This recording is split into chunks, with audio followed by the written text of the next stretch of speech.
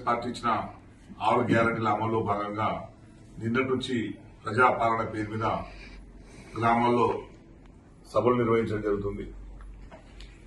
ఈ సభలు గందరగోళానికి దారితీస్తున్నట్టు కనిపిస్తుంది. దీనివల్ల ప్రజలు అయోమయాలకు గురవుతున్నారు. ఎందుకంటే మీరు ఇస్తున్న ఈ అప్లికేషన్ ఫామ్ లో ఏది కూడా క్లారిటీగా లేదు. అసలు వీటికి అర్హులు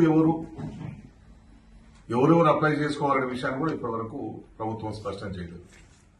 ఇప్పటి వరకు చాలా మందికి పెన్షన్లు వస్తున్నాయి, రైతు బంధువు తీసుకుంటున్నారు, చాలా మందికి ఇంకా అనేక రకాలుగా మహాలక్ష్మి పథకం కింద కూడా గ్యాస్ సిలిండర్లు ఉన్న వాళ్ళు ఉన్నారు.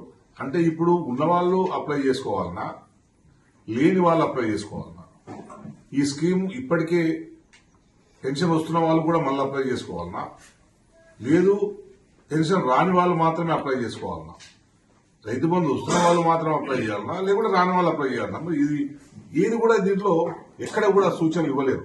ఎవరు అప్లై చేసుకోవాలి, ఎవరు అప్లై చేసుకోవద్దండి. దానివల్ల గ్రామాల్లోనే గందరగోళం నెలకొన్నది. దయచేసి ప్రభుత్వాన్ని నేను విజ్ఞప్తి చేస్తున్నాను, దీని మీద క్లారిటీ ఇవ్వండి. ఎవరెవరు అప్లై చేసుకోవాలి, దీనికి ఎవరు అర్హతలు ఏంటి, ఒక ఆధార్ కార్డు, రేషన్ కార్డు రెండు దీనికి జత చేయమని చెప్పారు. ఇది బాగానే ఉన్నది, కానీ మరి ఎవరెవరు అప్లై చేయాలి? ఆల్రెడీ పెన్షన్ వస్తున్న వాళ్ళు అప్లై చేయాలన్నా, లేదంటే రాని వాళ్ళు అప్లై చేయాలన్నా, అందరు అప్లై చేయాలన్నా? ఇది ప్రజల్లో గందరగోళాన్ని దారితీస్తుంది.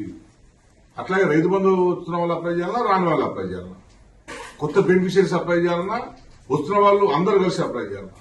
ఇవన్నీ గందరగోళం వచ్చి మాకు కూడా చాలా మంది ప్రజలు ఫోన్ చేసి వాళ్ళ అనుమానాలను వ్యక్తం చేస్తున్నారు. కనుక దయచేసి ప్రభుత్వం దీని మీద ఒక నిర్దిష్టమైన ఒక సూచనలు దీన్ని ఇవ్వాల్సిన అవసరం ఉన్నది అని చెప్పి నేను ప్రభుత్వాన్ని డిమాండ్ చేస్తున్నా.